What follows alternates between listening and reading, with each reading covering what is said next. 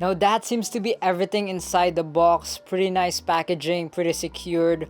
All of the accessories that you will need will come with the box. I have no problems with the unboxing. Now first impressions on how the keyboard looks like.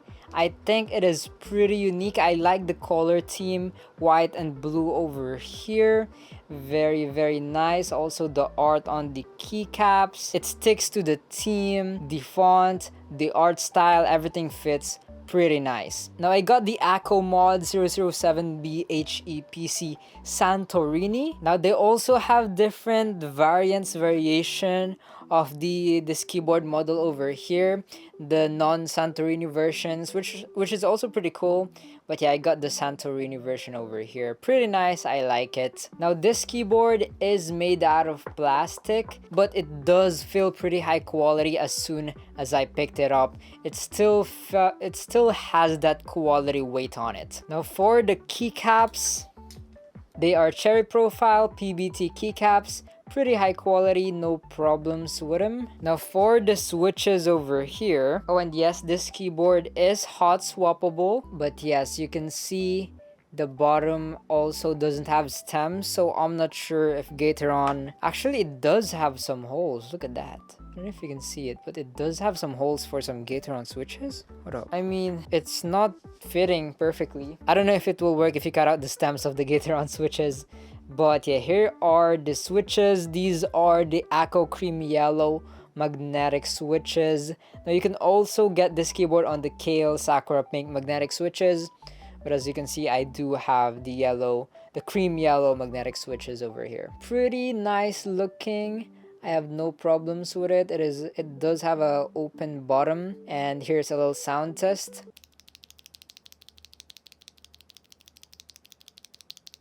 Actually sounds pretty good. I have no problems with it. It also doesn't really wobble that much, a little bit, but not really a lot. Pretty nice, I like it. No problems with the switches. Let's go ahead and listen to the whole keyboard with the switches on, the keycaps on, and yeah, see how it actually sounds like.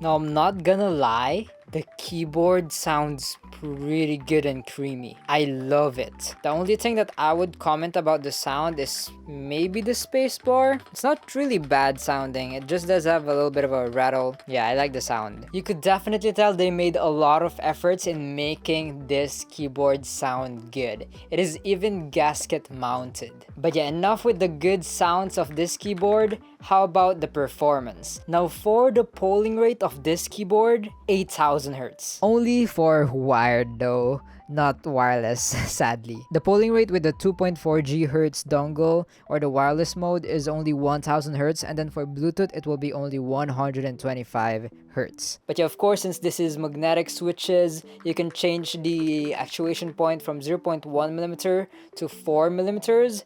Very customizable, also very fast. Now this keyboard will also have rapid trigger, of course, with a range of 0.1mm all the way up to 2.5mm. Very customizable and very fast as well. It does have dynamic keystroke, mod tap, toggle key, and an ability to add a bottom dead zone if you want. Very nice. We're gonna go ahead and check more of its features in the software and also the RGB. So without further ado, let's actually go ahead and plug this keyboard in.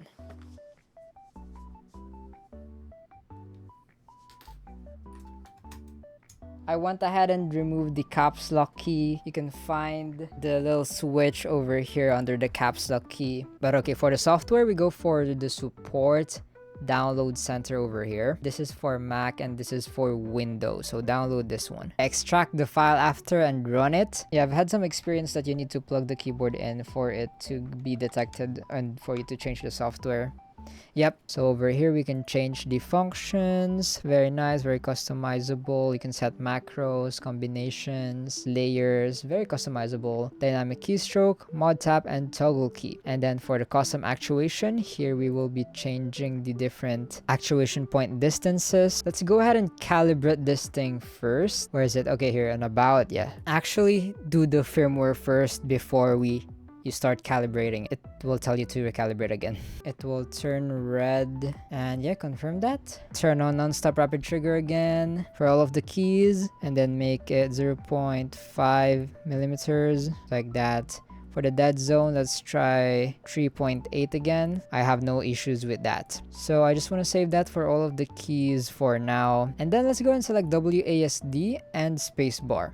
Now these keys will be the fastest actuation point, 0.1 millimeters. I want them to actuate very instantly, more than the other keys. And for the dead zone, I'll keep it on 3.8 millimeters. So let me go ahead and confirm that. And then now for my number 4, 5, and shift key, I want them also on 0.1 millimeters, okay? But I do not want to have any rapid trigger on this guy. So 2.5 millimeter reset, or we can actually just go ahead and turn off non-stop rapid trigger. Up also on 0.1 millimeters, needs to reach 0.1 millimeters for it to reset. That also works. And then for the Windows, lastly, I want it to actuate on 3.8 millimeters. I don't really need rapid trigger on that. I want it to not actuate accidentally. I need to press the Windows key down before it actually actuates. So yeah, that's gonna be pretty much it for my custom actuation point settings. I hope you understood. But okay, moving on.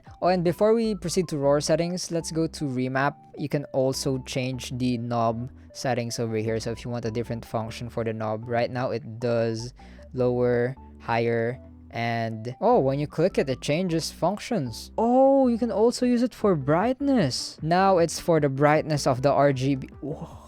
Very functional, huh? I like it. Very nice. Okay. But yeah, going back to the RAW settings over here. Now, I've heard, okay, this is not 100% true. Apparently, the guys that you set to RAW mode will be the only guys that will be 8000 hertz. So for my W, I'll put it on RAW mode. For my A as well, S as well, and for my D as well. Actually, for my S, I think I would prefer spacebar. That's gonna be it for my RAW mode settings. Now we can also do gamepad mapping, and we also have gamepad curve if you want to do that, and other settings. So this is for the sleep mode. I don't think it will be that important since if we have RAW mode on, the RGB will be disabled. But okay, that's gonna be it for this main tab. Now to the FN settings. You can set different FN layers, different combinations. Very nice. You can also set different macros over here, different light, custom if you want. So you can upload your stuffs over here. Pretty cool.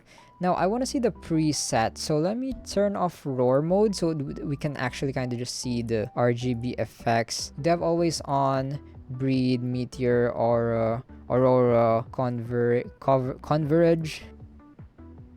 Yeah, I like that. Pretty nice. We also have ripple. I really love reactive ones, like ripple, like this one. I don't know, it just makes the keyboard feel a little bit more snappy because of the RGB. But yeah, again, very nice. Light modes, you do have a lot of options. You even have music follow. You can also share our settings, our macros. Pretty nice. We also have my account if you want to back up your configuration settings to the cloud. Okay, we're back to about. We can start the calibration here and do the firmware version update and the app version update. language. You can also make the software start automatically. You can also change the software's look if you want that, sure. Close settings, you can exit or minimize without exiting the software. Now you don't have to worry about that because this keyboard does have onboard memory, so all of your settings will save even after you close the software. And then now the moment of truth. Does the wireless version still work? Now I just went ahead and held FN and Y, and then voila, your wireless keyboard is now working wirelessly. And from what I'm feeling, the settings did save. My WASD is actuating very instantly on 0.1 millimeters, and then for my Windows, yeah, it also saved. I'm just pressing it like barely, and it is not actuating until I press it fully down. I love that. So yeah, wirelessness with magnetic switches working. But okay, enough with the numbers, enough with the settings. Let's actually go ahead and test it out in game and see how it performs and feels like. One tip in. One tip in.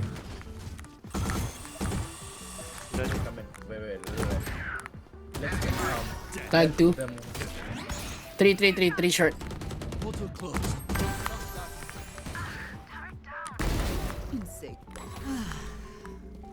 One enemy remaining.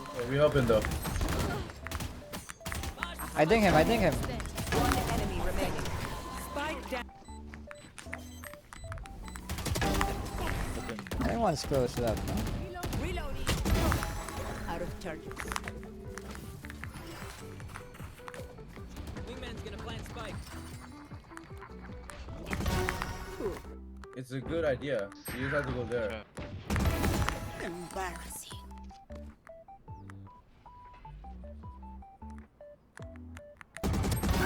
Oh shit, XD. Huge shot XD.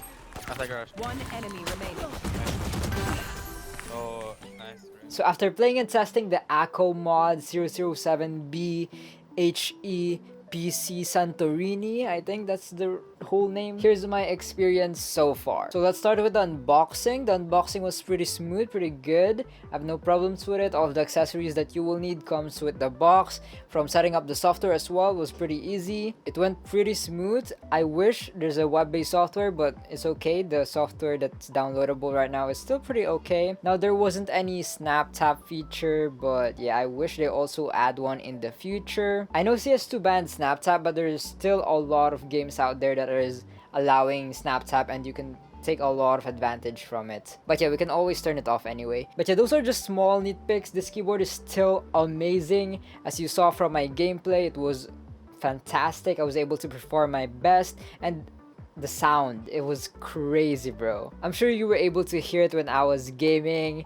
and you also saw how good my gameplay was. Everything was amazing. I was able to hit aces, clips, get my kills. Very nice performance. The 0.1 actuation point felt really nice. The rapid trigger as well felt very instant. As soon as I lift up the key, it deactivated the key immediately. Very nice. But yeah, that's gonna be it for my review of the Akko MOD007B HEPC Santorini over here. Very nice keyboard. I would definitely recommend it, especially if you're looking for a responsive wireless magnetic keyboard over here. Very nice. It's also pretty productive because, you know, you got the 75% layout over here, and you also got a knob over here, so pretty customizable, which I really like because I've seen a lot of knob keyboards not have a customizable knob, which is kind of sad. But yeah, this one, you can customize it. Amazing. I think this keyboard is worth it for the price. Especially, you can also use my discount code MIGSS for some discount. I'll go ahead and put this keyboard first link in the description if you want to go ahead and check it out. Again, discount code MIGSS for some discount. And yes, this keyboard is sent to me by Akko, but that won't change my review of this keyboard. All of the things that you've been hearing me say are my honest opinions and review. But yeah, I pray and hope that this video helped you in some way. I'll go ahead and see you guys in the next one. Don't forget to stay grateful, and remember, Jesus loves you. Bye bye.